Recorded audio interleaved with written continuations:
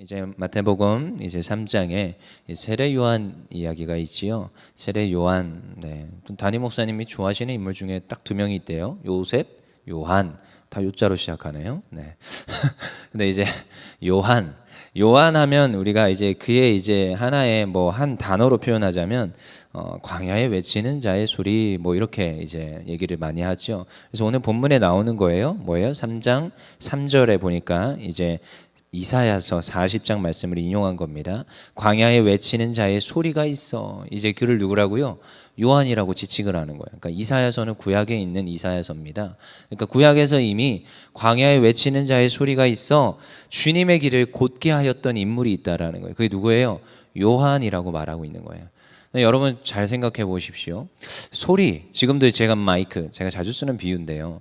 마이크를 이렇게 쓰잖아요. 그러면 이제 주일 예배 때 여러분 지금 이렇게 공간에 사람이 되게 충만하게 많습니다. 지금 한 100명 여기 앉아 있는데, 근데 이럴 때와 또 이제 주일 오전 예배 때와 또 이 마이크에 대한 감도들이 틀립니다. 그거 아십니까?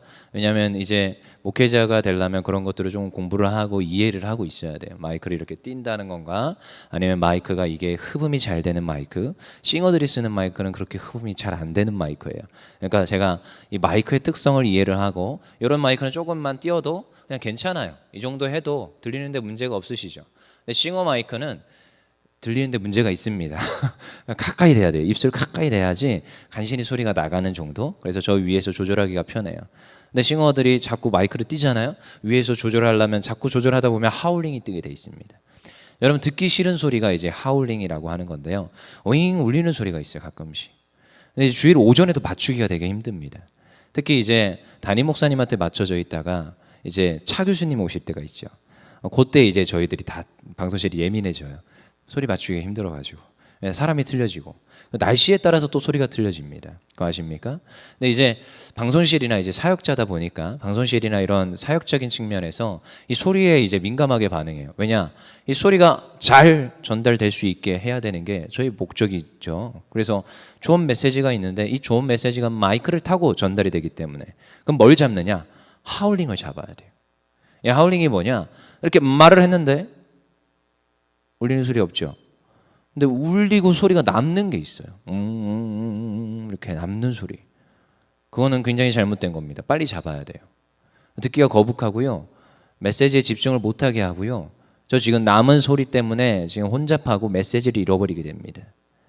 그러니까 그 하울링이 안 뜨게 해야 되는 거죠. 여러분 이거는 우리로 하여금 다시 생각하게 합니다. 요한이 외치는 자의 소리래요. 그는 하울링이 났을까요? 하울링이 안 났습니다. 그는 조용히 그의 고백에서 나와요. 그는 흥하여야 하겠고 나는 쇠하여야 하리라. 이미 그는 요한은 고백하고 있어요. 그는 잡소리가 나는 인물이 아니었습니다.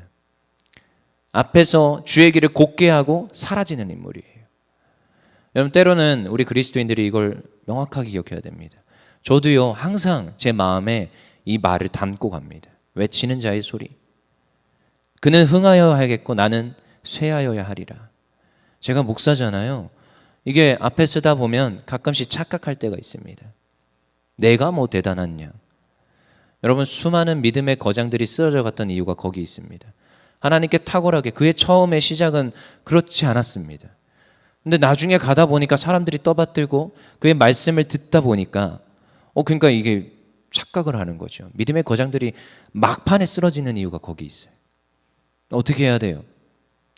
계속 하나님 앞에 겸손한 자세로 나는 주님의 종이다. 여호수아서도 잘 보십시오. 처음에는 여호수아가 모세의 종이라고 일컬음 받습니다. 근데 마지막에 가서야 여호수아서 끝에 가서야 여호와의 종 여호수아라고 소리를 듣더라고요. 우리들이 이거에 민감해야 됩니다. 아, 내가 하나님께 불림받은 하나님의 일꾼이구나. 나는 여호와의 종이다. 오늘도 주님의 종이다.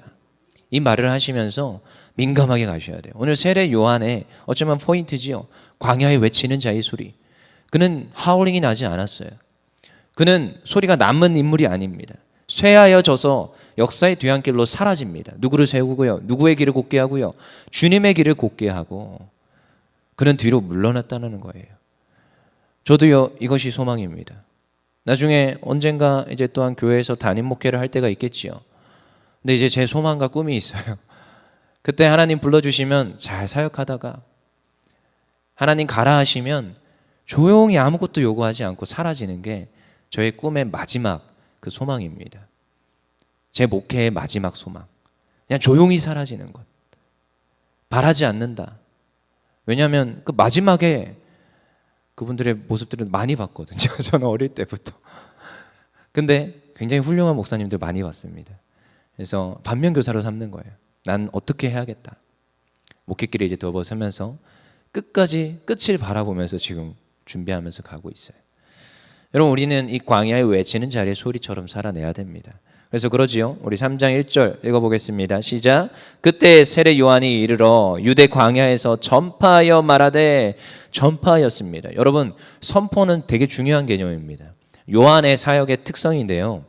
여러분, 때로는 듣는 자가 있고요, 듣지 않는 자가 있습니다. 여러분, 우리가 믿음의 부모님들이지요. 잔소리 해야 됩니까? 안 해야 됩니까? 해야 합니다. 우리 한금자 집사님 해야 된다고 당돌하게 얘기하죠. 저쪽에 딸내미 셋을 내가 다 아는데. 근데 그게 맞습니다. 훌륭하신 거예요. 해야 됩니다. 근데 듣습니까? 이제 좀 사춘기 접어들면 문 쾅 듣고 탁 갖고 들어가 버리죠. 안 들을 때가 되게 많지요. 저도 사역을 할 때 그런 딜레마 속에 많이 빠집니다. 안 듣는데 이걸 또 말해줘야 되나? 근데요, 해야 되는 거예요. 이게 선포라는 개념을 포함합니다.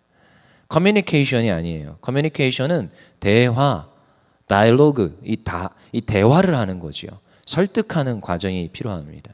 근데 물론 그런 것도 필요합니다. 근데 때로는 진리의 말씀을 선포할 때는 선포해야 돼요. 듣든지 아니 듣든지. 그러면요, 그 사람의 때가 임하면 듣게 되어 있습니다. 그 사람의 때가 임하면 생각나게 하시고 돌이키게 되어 있습니다. 이게 선포의 특징입니다. 그래서 이 앞에 서 있는 사역자는, 그리고 믿음의 부모들은 이 두 가지를 계속 병행을 하셔야 됩니다. 설득하고 대화하는 것도 같이 하셔야 되고, 오늘 요한의 이 사역처럼 선포하는 것을 같이 하셔야 됩니다. 그래서 2절에 뭐라고 합니까? 회개하라, 천국이 가까이 왔다. 이게 선포의 내용이었어요. 뭐하라? 회개하라, 회개하라. 여러분, 회개와 후회는 틀립니다.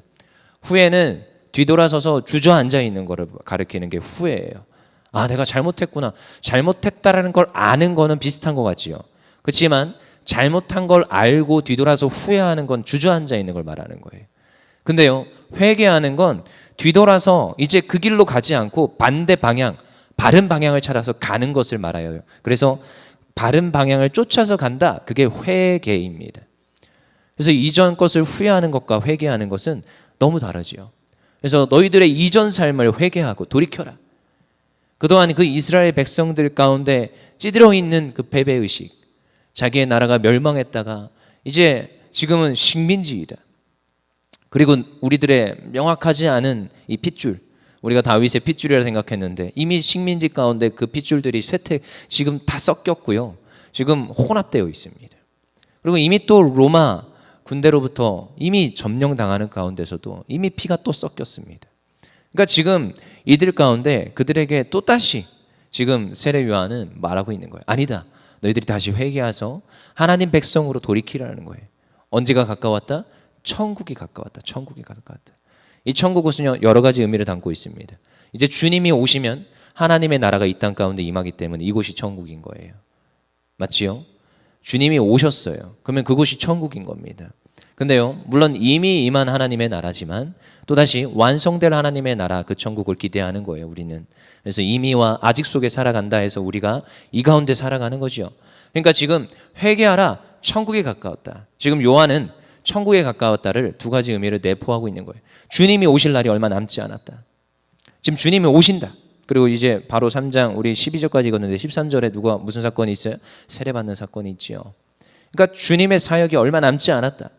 그리고 또한 주님의 사역 가운데 그 모든 것들이 이루어지고 이미 임한 이 하나님의 나라가 언젠가 다시 이제 아직 임하지 않은 그 나라 가운데 재림의 그때까지를 소망하며 이 지금 요한은 선포하고 있는 거예요.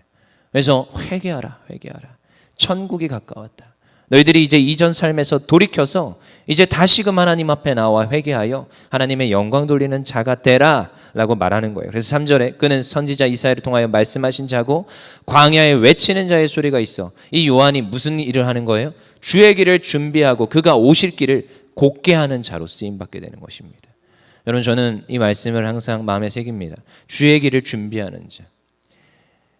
요한 때는 이미 임한 하나님의 나라, 주님의 그 사역 가운데 이제 사역이 펼쳐지는, 공생의 사역이 펼쳐지는 그 시기를 요한이 살았다면, 저희는 이제 아직 임하지 않은, 주님이 재림하신다 하고 지금 우리는 주님의 재림을 기다리는 이 시기를 살아갑니다. 근데요, 요한의 때와 저희의 때가 다르지 않습니다. 저희는 주님의 길을 곧게 하여서 준비하는 자가 돼야 돼요. 그래서 저는 저의 사역의 그 모든 일환이 그곳에 있다고 믿습니다. 뭐 때로는 주변 사람들이 야, 이게 옳다 저게 옳다 저한테 말을 해줄 때가 있습니다. 뭐도 해야 되고 저것도 해야 된다. 저는 흔들리지 않습니다. 아니야, 그래도 바른 것을 말하며 한 명 한 명을 세우며 하나님의 충성된 일꾼 한 명이 세워지면 100명이 1000명이 하나님께 돌아온다. 그걸 소망을 가지며 한 명 한 명을 훈련시키고 양육시켜요. 사실 어제도 뭐 오전 예배도 드리고 11시 예배도 드리고, 그러니까 청소년 예배 설교도 하고 11시 예배 설교도 하고, 아니 설교는 아니고 예배도 드리고, 그 다음에 오후에 또 이제 모여가지고 계속 캠프를 했어요. 네 타임을 했죠. 그 다음에 주일 저녁에 또 설교였더라고요. 또 그런 날은 또 주일 설교 또 들어가 있어요. 또 설교를 하고, 또 오늘 지금 이 새벽에 또 설교네요. 또 설교를 해요. 입에 단내가 날라고 해요, 사실은. 근데도 소망과 이유가 되고, 아까도 잠깐 아침에 와서 그 아이들이 이제 캠프 끝나고 쓴 간증문을 읽으면서 그래, 이게 맞지, 이 길이 틀리지 않지, 조금 더디지만 한 명 한 명씩 세워가는 것. 그들이 조금씩 성장하고 이제 믿음의 고백 가운데 어떤 친구들은 벌써 4번, 5번째 똑같은 캠프를 해요. 교재도 다르지 않습니다. 똑같은 거예요, 저는. 근데 그래도 와서 하나님께서 채워주시는 은혜가 있다 고백하는 그 친구들을 보면서 아, 이게 좀 더디지만 이게 맞구나. 저도 하나님 앞에서 점검합니다. 하나님, 제가 진짜 주의 길을 준비하는 자가 맞습니까? 바르게 가고 있는 걸까요? 질문할 때가 꽤 있습니다. 그래도요, 제가 확신한 일에 거하며 제가 하나님 앞에 소망한 그 목회길로 지금 달려가고 있습니다. 그러면서 하나님 앞에 또 다짐을 하는 거예요. 하나님, 저는 드러나게 하지 마시고 하나님의 이름만이 드러나고 주님만이 드러나게 하시고, 주님이 오셨을 때 그 길을 곧게 하였다 평가받는 그런 목회자로 서게 하여 주시옵소서. 이거는요, 저만이 아니라 우리 모두에게 해당됩니다. 주의 길을 곧게 하는 것, 주님의 길을 준비하는 것, 그것이 이 아침에 우리가 하나님께 기도하는 이유이고 우리가 애써서 신앙의 이 길을 달려가는 이유입니다.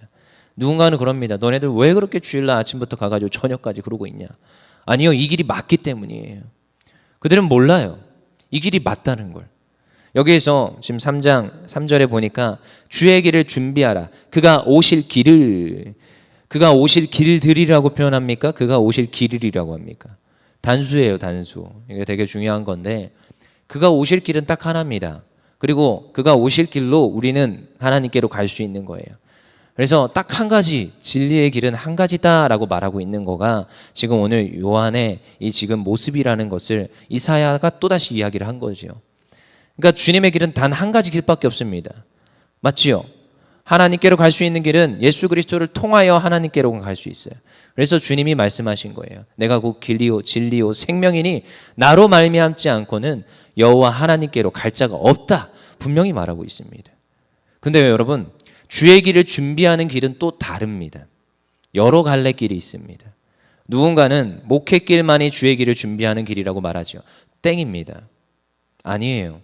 집에서 가정부로서 살아내는 것도 주의 길을 준비하는 길입니다. 우리가 주님 앞에 기도하는 것도 주의 길을 준비하는 길입니다. 우리 새벽마다 반주하시는 반주자님도 주의 길을 준비하는 거예요. 우리 방송실에 지금도 올라와 계신 전도사님도 주의 길을 준비하는 거예요. 이건 모습은 여러 가지일 수 있지만 이 모든 길들이 다 뭐예요? 주의 길을 준비해 가는 거예요. 누가 뭐 잘났다, 누가 더 반짝반짝고, 전혀 그런 거 없습니다. 청소를 해도, 누군가 뭘 치워도 교회를 위하여서 헌신하고 봉사하는 그 모든 손길들이 오늘도 밖에 나가서 그래도 예수 믿어봐 한마디 하는 그 외침이 오늘 주의 길을 준비하고 주님의 그가 오실 길을 곧게 하는 주님의 백성됨을 믿습니다. 오늘도 그것을 위하여서 때로는 우리가 힘겨울 수 있고 때로는 우리가 조금 다른 사람들에게 평가절하당할 때도 있고 무시당할 수도 있습니다. 우리 자녀들이 우리를 인정하지 않고 때로는 문 쾅 닫고 들어가는 순간도 있을 수 있습니다. 근데 그럼에도 불구하고 오늘은 주의 길을 준비하며 광야에 외치는 자의 소리의 모습으로 오늘도 이 하루를 살아내며 하나님께 영광 돌려야 될 줄 믿습니다. 기도하겠습니다.